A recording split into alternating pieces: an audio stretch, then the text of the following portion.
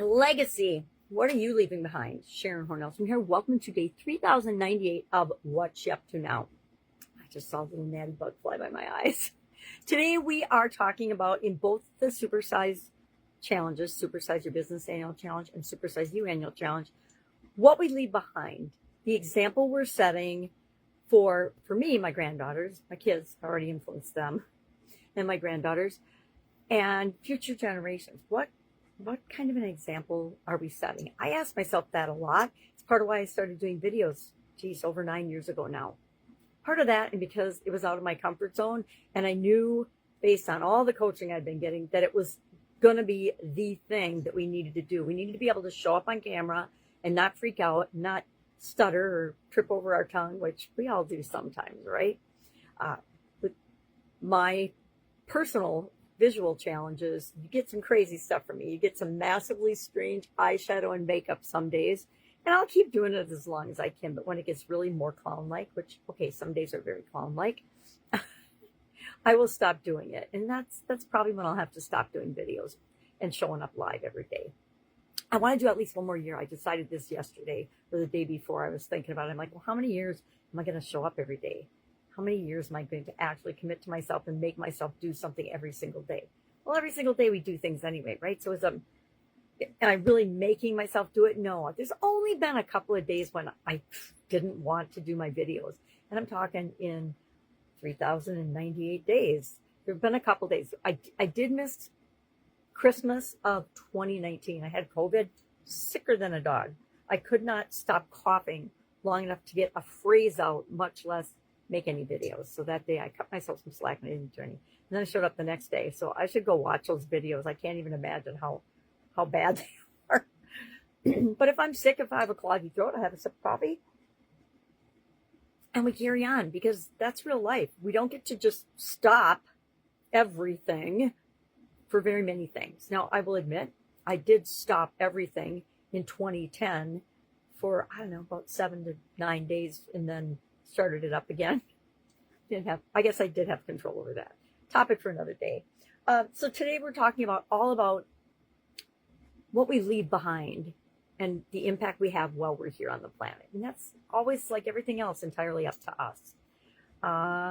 What else is going on? I am in a coaching program. I've talked about this quite a lot. I have got to structure more time where I just say no to a lot of things. And I think today I'm going to be evaluating that. I started a new, hey, this is my week-long system. And I'll just show you. This is what it started out as, this nice, neat form. And actually, it started out as just this nice, neat list. Hey, here's the things I've committed to doing. And by the next day, I had already turned it into this. And I just wrote on it all week. I was going to be talking to Claude and having Claude get to know my schedule, my rhythm, how I work, when I work. And I did not do a great job of that. I'm going to say yet, because next week I'm going to do a better job. And the week after that, I'll do a better job. But this first week, just like when we start anything new and we give ourselves a structure, we plan it out ahead of time, right? We make a plan and then we execute on that plan, which is the E in our super framework that we're talking about today as well in the challenges. And as part of executing that and carrying it out and taking action, we see all the ways that we can make it better. We see all the things that we want to emphasize and change. And that is part of what I've taken out of that coaching. Okay, I do a lot of stuff, right?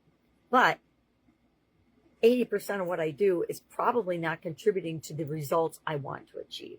And so I have to flip that around and take the 20% of stuff that really matters and put 80% of my time, energy, and effort into those things and take it off of the things that are just not that important, or I don't need to do them right now. So big lesson learned there for me this week. But I should have learned it 3 months ago, and not should have. I do that a lot. Oh, well, I should have known this already. Guess what? We always know everything we need to do. We just don't do it until something motivates us to do that. I also realized I am not a competitive person. I'm not. I compete against myself all the time and compare myself to myself, but I don't want to compete against other people in any way, shape, or form. And I'm in a program that it was all about, competing, being the best, being the top. And it's all based on money. And the problem is, once you reach a certain point in your life and a certain level of success, or whatever you want to call it, money is not the motivator or the driver anymore. It's why I keep finding myself called to teach and talk about legacy and impact and what you're leaving behind and what's important to you, and how you're passing that on to the next generation. Because that's all of our purpose, is to be the best possible version of ourselves and set the example for those that come behind us. And in my case, it's my granddaughters. All right, I'm rambling. If I can help you in any way, hit me up and ask. I'm going to do some massive behind the scenes organizing and structuring. But that means I have some time to help if you need anything. All you do is ask. Go out, make it an amazing day, and I will, of course, be with you tomorrow. If you want secret, direct access to me, the way to get it is to join our free Supersize Your Business School community. If you're interested in that, just put me in the comments below and I will send you the link.